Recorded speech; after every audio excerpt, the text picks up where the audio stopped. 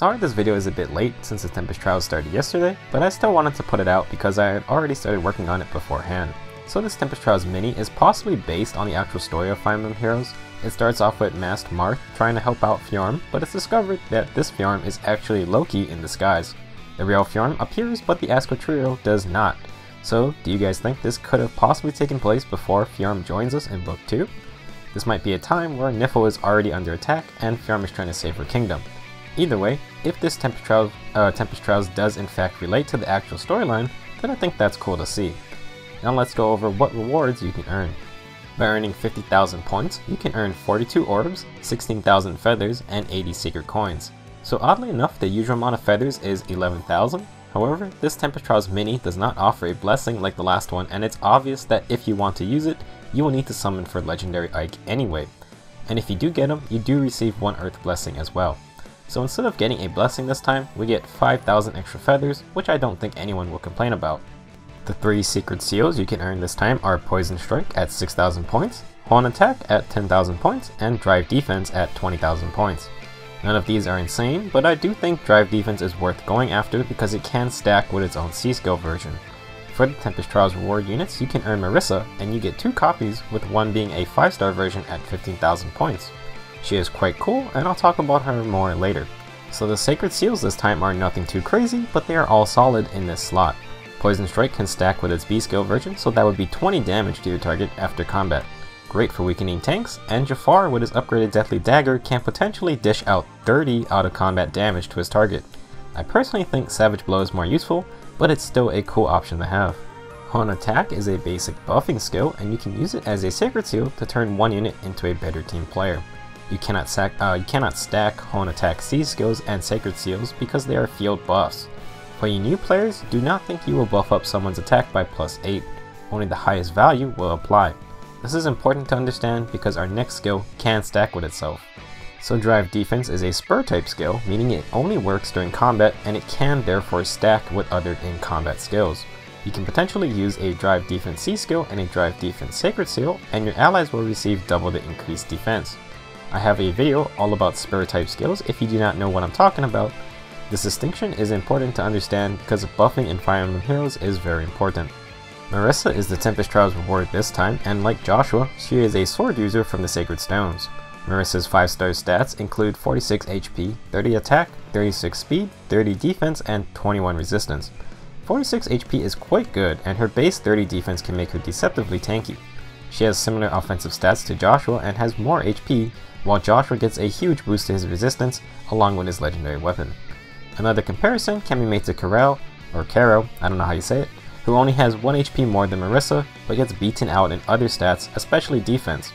What separates the two of them is their base kits, and Marisa comes with a couple cool skills to take advantage of her high HP. Besides Woe Dao, Marisa comes with Glimmer, HP and Defense 2, and the very rare Infantry Pulse C skill. Glimmer synergizes decently with Woe Dao since it's on a 2-turn cooldown now, although Moonbow may be the better option in certain matchups. HP/Defense 2 is a cool skill because this will add +4 HP and +2 defense to Marisa's stats. So now she will be sitting with 50 HP and 32 defense, which is some pretty decent physical bulk. Combined with her base 36 speed, she can avoid some doubles and she will be able to survive a lot of encounters. With all this health, it opens the way for Infantry Pulse to do its job. Infantry Pulse will grant special cooldown -1 to all infantry units who have less HP than Marisa at the start of turn 1. This skill only activates at the beginning of a match, so it suits arena where matches can end quickly. With 50 HP, Marisa can proc Infantry Pulse for every infantry unit in the game at their base 5-star neutral HP stat levels. If you are worried about units who may have your summoner support, or refined weapons, or plus HP natures, Marisa's Woe Dao Plus can be refined as well, which will bump up her HP to a staggering 55.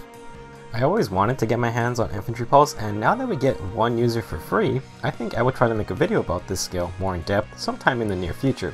The basic rundown is that with reduced special cooldown for all your infantry units, Infantry Pulse opens up the gateway for some interesting strategies. Having Slaying Edge Lon'qu with Moonbow? Well, tack on Infantry Pulse and now Lon'qu starts the match with Moonbow already charged. Wanted to try out those pesky AoE specials, but their high charge time wasn't to your liking?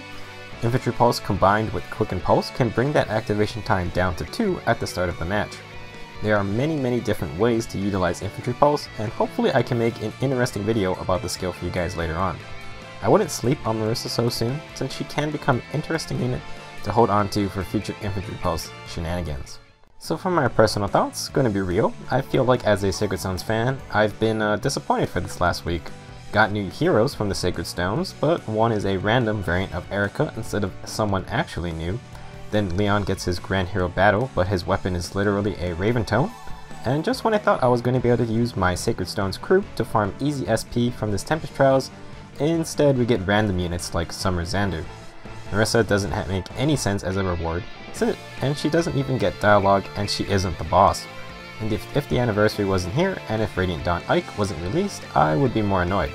It's obvious that this Tempest is to push for people to spend orbs on the legendary summoning event to get Ike. The good part is that at least everyone has Philon, and she is a 40% bonus unit. So the Sacred Seals this time around aren't bad, but are not crazy good. I would suggest getting them if you can, since they are decent skills in the Sacred Seals slot.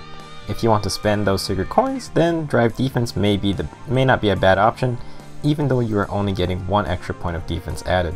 Lastly, Marisa with Infantry Pulse is amazing as a reward. If you like Marisa, then I think she is usable, and she comes with Infantry Pulse to make her own niche. If you don't care for her, then you get 2 copies of Infantry Pulse, which is an incredibly cool skill. I wouldn't say it's overpowered, but it does allow you to create some new strategies, especially for arena teams. Overall, a nice Tempest Trials Mini. Just remember that the next week is going to be insanely busy with the anniversary, and once Tempest Trials ends, we get the new Tap Battle game mode, as well as new special maps to play with. Hope you guys get all these nice rewards, and enjoy the anniversary. I'll see you guys in the next video.